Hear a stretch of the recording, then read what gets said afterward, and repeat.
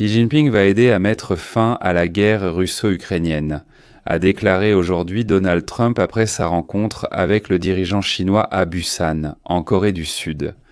Ils ont annoncé être parvenus à un consensus et ont convenu de poursuivre le dialogue pour résoudre la guerre en Ukraine. Mais il est très important ici de ne pas tomber dans le piège tendu par la Chine. En fait, Xi Jinping a prononcé une citation clé qui ne signifie qu'une seule chose. Mais la Chine soutient l'idée que l'Ukraine et la Russie restent seules face à face. Et il suffit simplement de voir comment tout cela va se terminer. Et malheureusement, Trump semble avoir soutenu cette idée. Je vais juste citer Trump ici. Nous avons longuement parlé de l'Ukraine avec Xi Jinping. Nous sommes tombés d'accord sur le fait que les deux parties sont enlisées dans les combats. Et parfois, il faut leur donner la possibilité de se battre. Faisons ensemble le bilan de la rencontre entre Xi Jinping et Donald Trump, précisément dans le contexte de l'Ukraine. Je suis Alexei Pichi. Nous sommes le 30 octobre, passons à l'essentiel. Mais avant de commencer cet épisode, je vous demande de vous abonner à cette chaîne, de mettre un like, d'écrire n'importe quel commentaire sous cette vidéo. De plus, abonnez-vous à ma chaîne Telegram Pichi News. Elle porte ce nom, le lien est en description. Nous y publions les actualités en temps réel. Si vous souhaitez soutenir le travail de cette chaîne YouTube, vous pouvez le faire en faisant un don ou en devenant sponsor sur YouTube. Les liens et infos nécessaires sont dans la description de cette vidéo. Il y a écrit « Soutenir la chaîne Alexei Pichi ». Choisissez le format qui vous convient le mieux. Je vous serai reconnaissant pour votre soutien. Le président américain Donald Trump a annoncé un accord avec le président de la République populaire de Chine Xi Jinping pour collaborer à mettre fin à la guerre de la Russie contre l'Ukraine. Citation « Nous avons longuement parlé avec Xi de l'Ukraine. Nous sommes tombés d'accord sur le fait que les deux parties sont enlisées dans les combats. Parfois, il faut aussi leur laisser la chance de se battre. C'est fou, mais Xi va nous aider et nous allons collaborer sur la question ukrainienne. » De plus, selon Trump, il a discuté avec Xi Jinping des achats de pétrole russe par Pékin, mais il n'est pas entré dans les détails de cette conversation. Il a suggéré que la Chine, ayant besoin de pétrole, cherche des alternatives pour s'en procurer.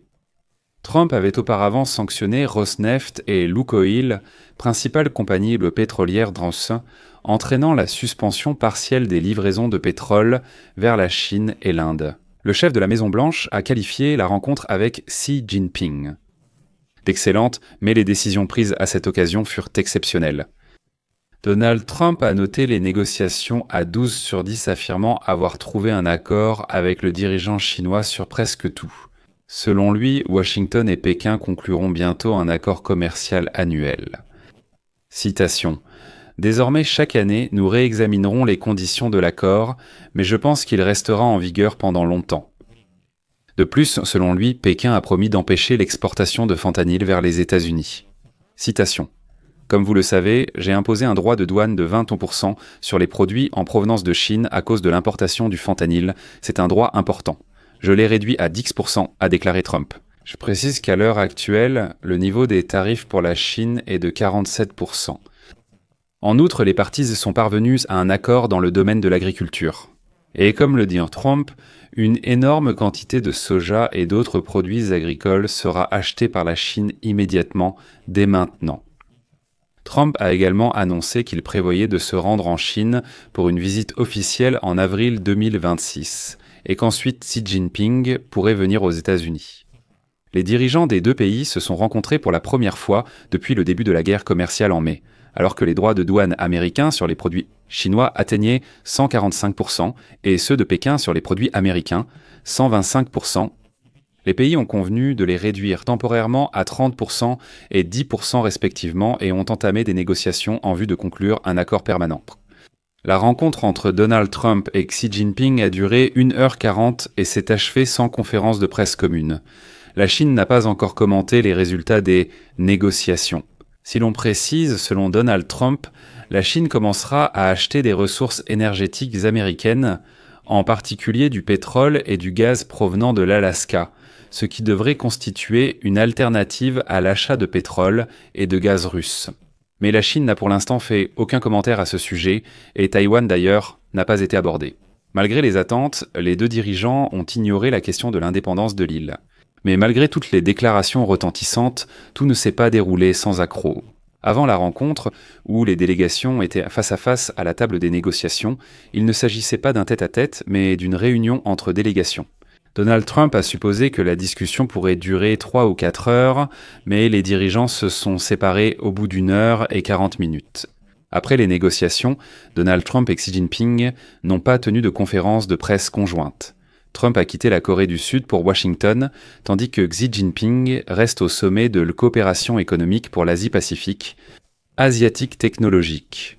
Fait intéressant, quelques minutes avant sa rencontre avec son homologue chinois, Donald Trump a écrit sur son réseau social Truth Social qu'il avait ordonné au Pentagone de commencer immédiatement les essais d'armes nucléaires, car d'autres pays le font. D'ailleurs, j'ai parlé plus en détail des accords entre Donald Trump et Xi Jinping dans l'émission précédente, où vous trouverez tous les détails. Ici, je vais m'arrêter sur le fait que la Chine aurait soi-disant accepté d'acheter des ressources énergétiques aux États-Unis. Et selon Donald Trump, il pourrait en fait y avoir un achat très important de pétrole et de gaz auprès du grand État de l'Alaska. Donald Trump, de son côté, a également déclaré qu'ils avaient discuté d'un possible règlement de la guerre menée par la Russie contre l'Ukraine, mais que la question du pétrole n'avait pas été particulièrement abordée. Je cite, « L'Ukraine a été discutée très sérieusement. Nous en avons parlé longuement, et nous allons tous les deux travailler ensemble pour voir si nous pouvons parvenir à quelque chose. Nous sommes d'accord sur le fait que les partis sont dans l'impasse et se battent. Parfois, ils doivent simplement se battre. Apparemment, c'est de la folie. » Et ensuite, qu'est-ce qui est intéressant? Pour Donald Trump, Xi Jinping aidera les États-Unis à résoudre la guerre. Mais nous ne pouvons pas faire grand-chose, dit Trump. Citation. Pékin achète du pétrole à la Russie depuis longtemps. Cela couvre une part importante des besoins de la Chine. Et vous savez, je peux dire que l'Inde agit très correctement à cet égard. Mais nous n'avons pas vraiment discuté du pétrole aujourd'hui. Nous avons parlé de tenter ensemble de mettre fin à cette guerre. Elle ne concerne pas la Chine, elle ne nous concerne pas, et j'aimerais qu'elle se termine. Et ça, c'est vraiment très dangereux. Le président des États-Unis, il n'aime pas voir des milliers de jeunes, principalement des soldats, mourir à la guerre. Il a souligné que cette guerre ne concerne pas les États-Unis. Au contraire, le pays en tire même des bénéfices. Cependant, selon lui, l'argent n'a pas d'importance dans ce cas. Donald Trump a souligné que les États-Unis fournissent des armes aux pays de l'OTAN, qui les achètent au prix du marché et les transmettent à d'autres. Et bien évidemment, principalement à l'Ukraine. Donald Trump a ajouté que les partis avaient en discuté de cette question et étaient convenus de travailler ensemble pour tenter de régler la guerre russo-ukrainienne. Mais c'est là que réside tout le danger.